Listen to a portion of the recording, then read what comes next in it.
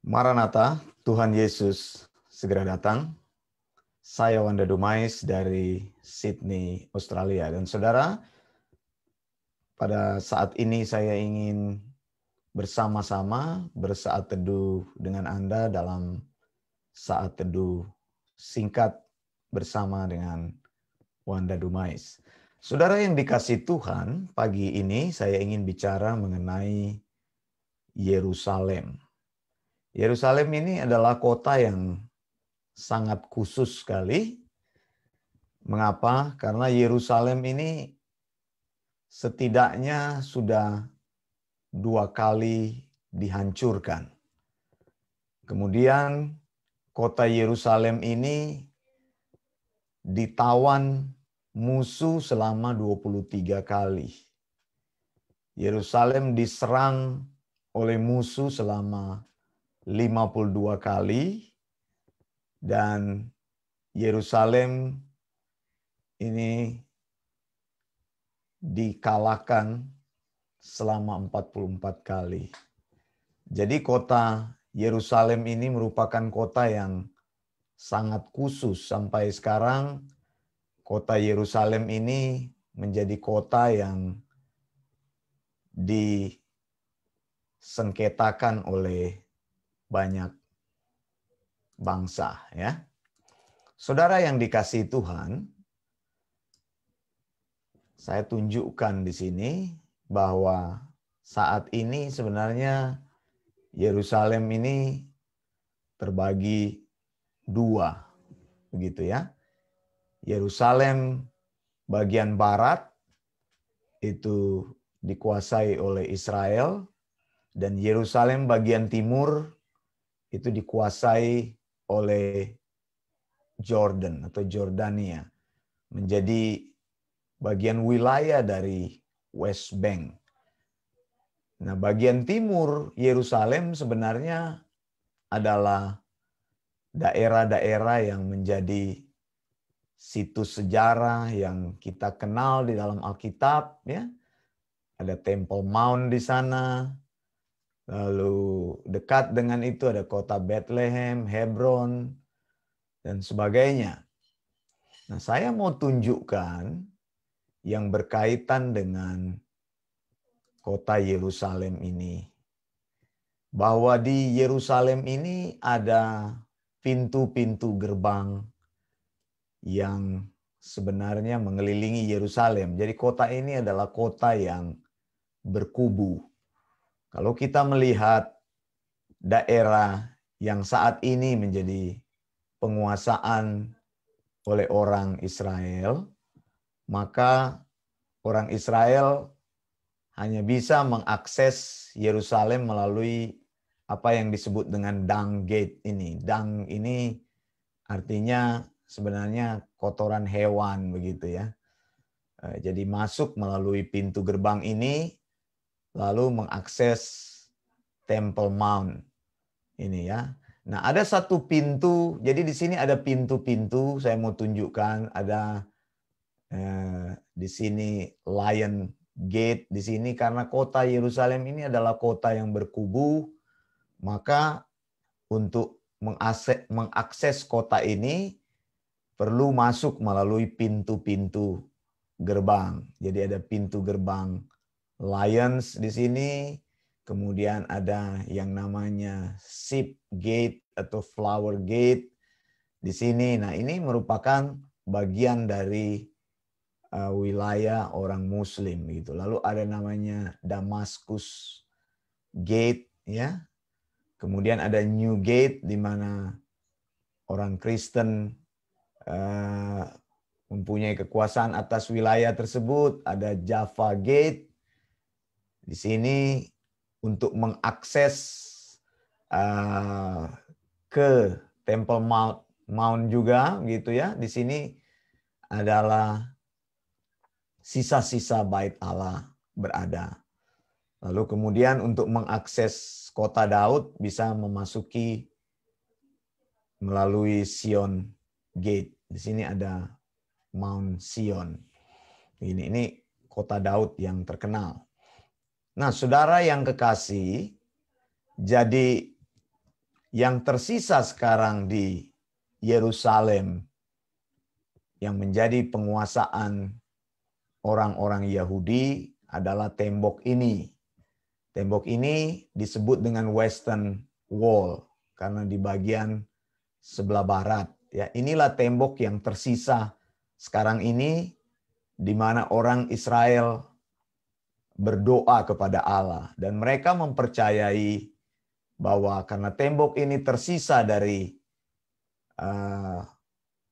bait Allah yang dihancurkan, ya, bait Allah terakhir kali berdiri tahun 70 dan pada saat itu tahun 70 itu diserang, lalu sama sekali bait Allah itu hancur, termasuk kota Yerusalem dihancurkan, yang tersisa adalah tembok ini, tembok ratapan di mana orang berdoa kepada Allah, ya. Kalau saudara lihat di sini orang mengakses.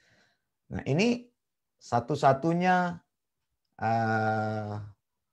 wilayah yang tersisa. Sampai saat ini orang Israel merindukan bait Allah bisa dibangun kembali. Nah, saudara, saya tadi berbicara mengenai apa yang disebut dengan pintu gerbang timur atau disebut dengan pintu gerbang kasih karunia. Saudara, pintu gerbang kasih karunia ini adalah pintu gerbang yang terkenal. Begitu ya. Nah, pintu gerbang kasih karunia ini atau Golden Gate atau pintu gerbang emas ini adalah pintu gerbang yang diakses oleh Tuhan Yesus Kristus pada waktu dia memasuki Yerusalem sebelum dia disalibkan. Jadi pintu gerbang ini berhadapan dengan Olivet atau Bukit Zaitun. Nah, kalau saudara lihat dalam gambar yang saya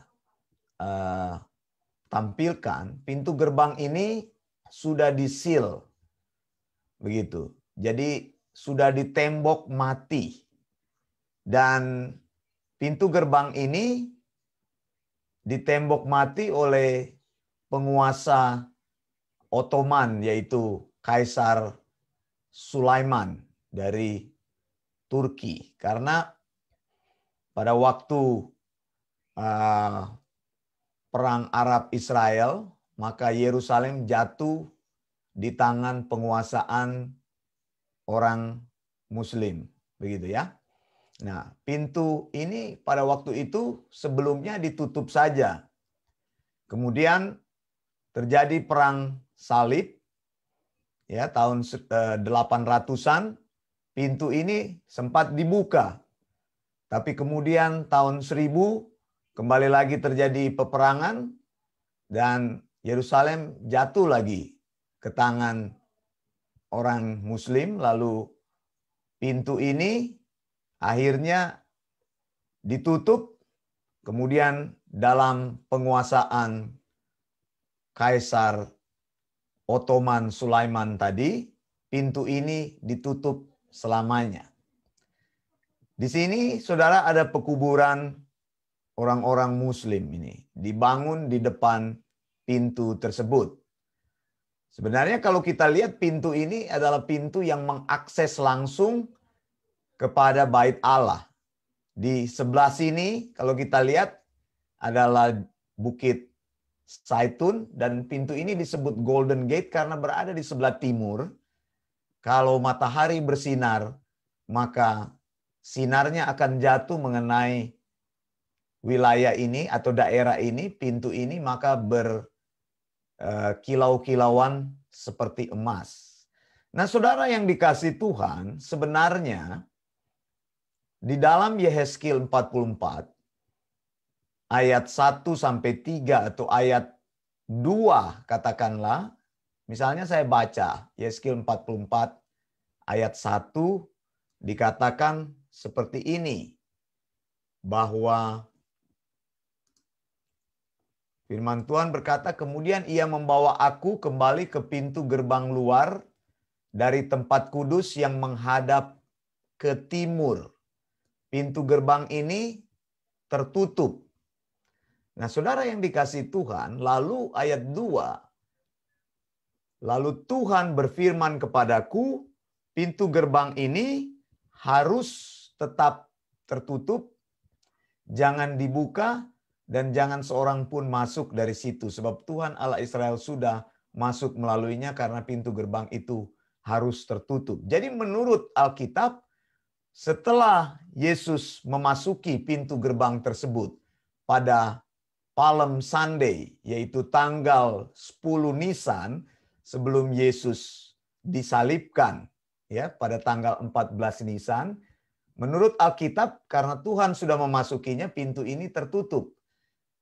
Harus ditutup. Jadi, Ottoman Sulaiman ini dipakai Tuhan untuk menggenapi nubuatan Tuhan menutup pintu ini selama-lamanya. Kapan pintu ini dibuka? Pintu ini dibuka pada saat terjadi parousia, yaitu kedatangan Yesus yang kedua kali bersama dengan orang percaya. Pada waktu itu Alkitab katakan kaki Yesus akan menyentuh bumi ini. Dia datang pertama kali di Bukit Sinai, lalu dia akan memasuki Yerusalem melalui pintu ini. Tadi saya katakan pintu ini adalah akses. Alkitab katakan Yesus akan datang dengan cara yang sama. Dia naik melalui Bukit Zaitun, lalu kemudian dia akan turun kembali di Bukit Zaitun pada tahap kedua kedatangannya. Saya sudah sampaikan tahap pertama kedatangan Yesus adalah mengangkat gerejanya, orang-orang percaya, membangkitkan orang-orang percaya yang mati. Lalu sesudah itu terjadi 7 tahun masa tribulasi. Kemudian sesudah masa tribulasi di ujung atau di akhir masa itu Yesus datang bersama dengan orang percaya, kakinya berjejak di Bukit Zaitun. Kemudian dia masuk melalui pintu gerbang emas ini, pintu gerbang timur, ke Yerusalem. Nah, saudara, sebenarnya Kaisar Ottoman Sulaiman itu dia menutup pintu ini karena dia mengetahui nubuat bahwa Mesias akan datang. Itu sebabnya dia berusaha menghalangi Mesias untuk datang, dan pintu ini sengaja ditutup lalu dibangun pekuburan Muslim di sini. Dengan tujuan apa? Untuk menghalangi Mesias datang. Karena dalam kepercayaan orang Yahudi tidak boleh bersentuhan dengan mayat, maka akan menjadi najis. Jadi maksud Ottoman, Yesus tidak bisa datang kalau sudah dibangun pekuburan Muslim yang besar di sini. Tapi saudara, saya mau katakan, siapakah yang bisa menghalangi ketika Mesias datang? Pada saat Mesias datang dengan kekuasaannya, maka pintu tersebut akan terbuka dan Yesus memasuki Yerusalem sebagai raja yang berkemenangan untuk mendirikan kerajaan 1000 tahun. Kita akan bersama-sama dengan Tuhan memerintah di sana. Saya Wanda Dumais dari Sydney, Australia. Saya mengucapkan Maranatha, Tuhan Yesus segera datang. Blessings.